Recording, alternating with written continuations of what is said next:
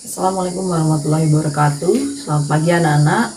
Hari ini Bu Erna akan melanjutkan materi kita tentang perpangkatan, yaitu ini sekarang kita ke bentuk akar. Jadi perhatikan ya, bentuk akar kalian sudah mempelajarinya dulu di SD, baik di SMP kelas 1 dan 2. Tentu kalian sudah mendengarkan bahwa jika kalau kalian mencari akar 9, ketemunya 3, seperti itu ya. Nah, sekarang perhatikan ini bentuk ini. Jadi kalau ada akar A, secara internasional akar A itu ditulis dalam bentuk perpangkatan adalah A pangkat setengah. Jadi kalau misalkan ada akar 4, saya contohkan di sini, ada akar 4. Berarti kalau ditulis secara internasional, ini berarti dalam bentuk perpangkatan berapa? 4 pangkat setengah.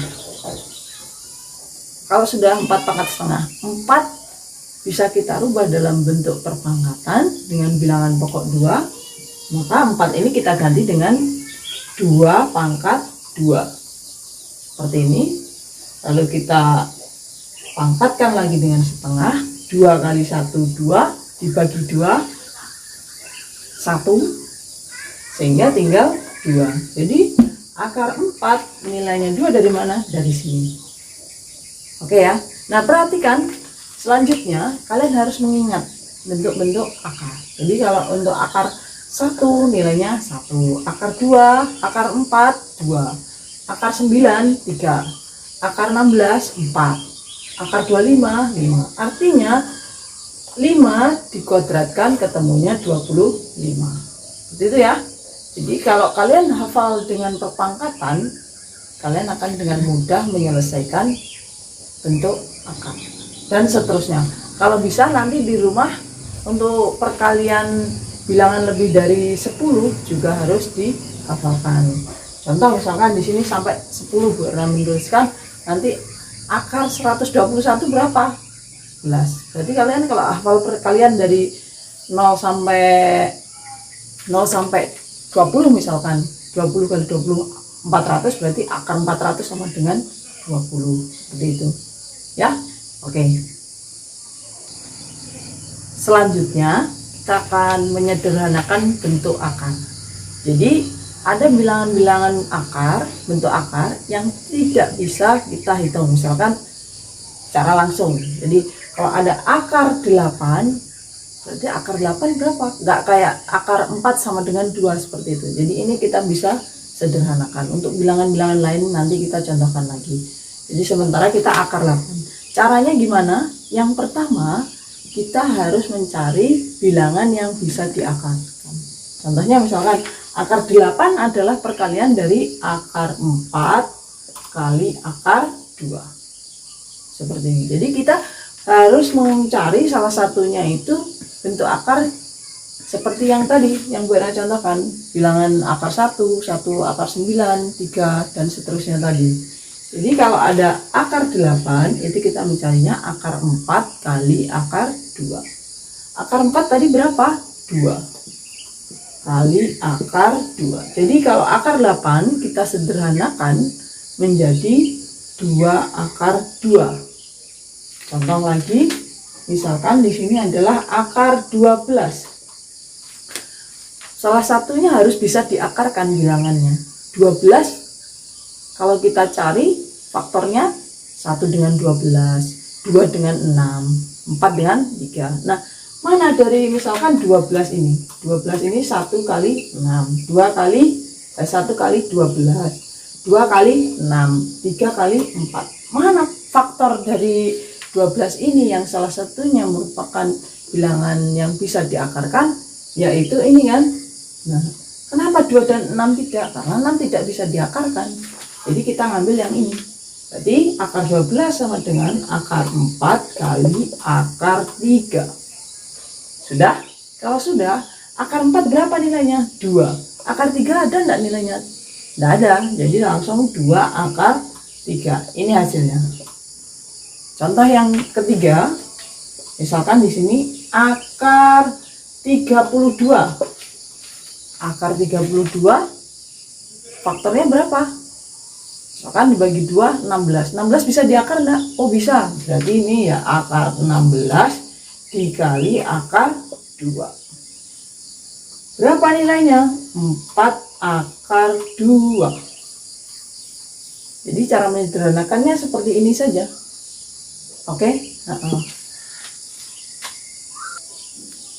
selanjutnya saya contohkan lagi akar 18. Kalau dibagi 2, akar 18 berapa? 9. Jadi 18 ini bisa kita ubah dalam bentuk perkalian, berarti akar 9 dikali dengan akar 2. Jadi ini berlaku untuk sifat juga, untuk sifat akar. Jadi jika akar A dikali akar B ini sama dengan akar A kali B. Contohnya ya ini, akar 9 kali akar 2 nilainya berapa?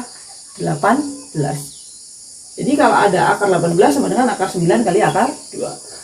Akar 9 berapa? Akar 9 nilainya 3. Jadi ini tetap akar 2 karena nggak ada nilainya ya. Sehingga akar 18 sama dengan 3 akar 2. Contoh terakhir saya contohkan di sini adalah akar 72. Akar 72 berapa? Akar 72 kalau kita sederhanakan, bilangan 72 dibagi 2 berapa? 36. Jadi akar 72 itu perkalian dari akar 36 dikali akar 2. Akar 36 berapa? 6 akar 2. Jadi ini bentuk sederhananya. Oke ya. Selanjutnya kita membahas mengenai operasi pada bilangan akar. Yang pertama saya contohkan adalah penjumlahan. Operasinya kan sama dengan pada bilangan bulat dan pada bilangan-bilangan yang lain. Ada penjumlahan, pengurangan, perkalian, dan pembagian. Ini saya contohkan untuk penjumlahan. Penjumlahan di sini jadi syarat mutlak. Jadi suatu bilangan akar itu bisa dijumlahkan adalah ketika nilai di dalam akar itu sama. Jadi kalau nilainya sama bisa dijumlahkan. Kalau nilainya tidak sama maka tidak bisa dijumlahkan. Lalu yang dijumlahkan apanya? Nah, perhatikan di sini. Jadi contoh yang pertama untuk penjumlahan. Ada 3 akar 2 ditambah 4 akar 3. Apakah nilai di dalam akarnya sama? Kita lihat. Yang pertama 2. Yang kedua adalah 3. Jadi jika nilai di dalam akar itu tidak sama, maka tidak bisa dijumlahkan ataupun dikurangkan. Jadi ini nilainya tetap, ya ini saja. Paham ya? Kemudian sekarang yang contoh yang B, ada 4 akar 2 ditambah 2 akar 2. Apakah nilai di dalam akarnya sama? Kita lihat. Di sini akar 2, di sini akar 2, sama. Berarti bisa dijumlahkan. Mana yang dijumlahkan? Ini. Jadi yang dijumlahkan itu bilangan di depannya saja. Untuk nilai di dalam akarnya tetap berapa? Akar 2. Jadi yang dijumlahkan mana? Ini 4 tambah 2 berapa? 6. Nilai di dalam akar tetap. Oke ya. Nah untuk pengurangan sama. Dia bisa dijumlahkan atau dikurangkan jika nilai di dalam akarnya sama. Ini 4 akar 2 dikurang 3 akar 2. Sudah sama? Sudah. Berapa? Sama-sama akar 2. 4 dikurang 3 berapa? 1. Berarti ini nilainya 1 akar 2. Karena 1 dikali berapapun adalah bilangan itu, maka ini nilainya sama dengan akar 2. Seperti itu. Nah selanjutnya contoh yang B, 5 akar 3 dikurangi 2 akar 3. Seperti ini ya. Maka ini berapa nilainya? Apakah sama? Nilai di dalam akar sudah sama. Berapa? Akar 3. Sehingga 5 dikurangi 2 berapa? 3. Akar 3. Oke ya.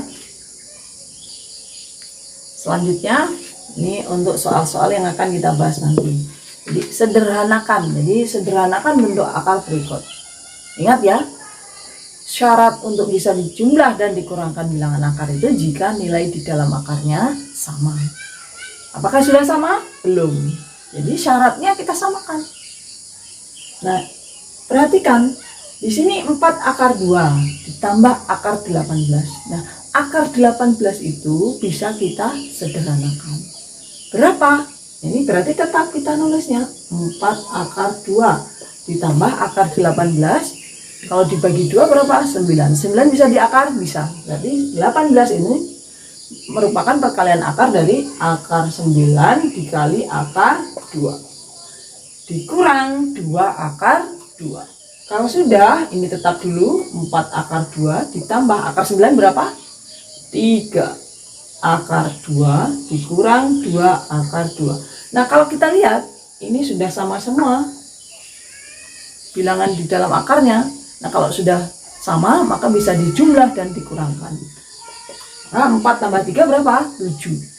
7 dikurang 2 berapa? 5. Jadi nilainya 5 akar 2. Oke ya. Contoh terakhir untuk pertemuan hari ini, perhatikan.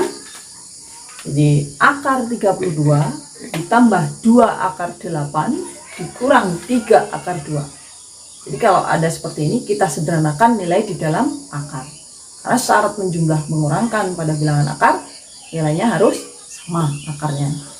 Sekarang akar 32 dibagi 2 berapa?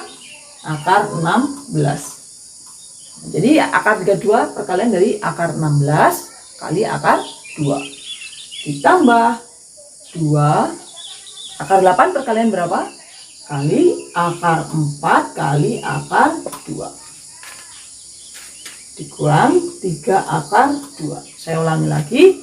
Jadi akar 32 perkalian dari akar 16 kali akar 2. Sedangkan akar 8 di sini 2 ini maksudnya apa? 2 akar 8 itu maksudnya apa? 2 kali akar 8. Jadi kalau ada kayak gini berarti 2 kali akar 4 kali akar 2. Oke ya. Kalau sudah akar 16 berapa? 4. 4 akar 2 ditambah 2 kali akar 4 berapa? 2 kali akar 2. Oke ya. Dikurang 3 akar 2. Kalau sudah, maka ini 4 akar 2 tetap ditambah 2 kali 2 berapa? 4 akar 2 dikurang 3 akar 2. Oke ya. Nilai di dalam akar sudah sama. Maka bisa dijumlah dan dikurangkan. 4 tambah 4. Ingat, yang dijumlahkan hanya bilangan di depan akarnya saja. Untuk akarnya tetap 4 tambah 4, 8. 8 dikurangi 3, 5. 5 akar 2. Oke ya, sekian anak-anak untuk pertemuan hari ini. Semoga kita selalu sehat dan selalu dalam lindungan Tuhan Yang Maha Kuasa. Saya akhiri, wassalamualaikum warahmatullahi wabarakatuh.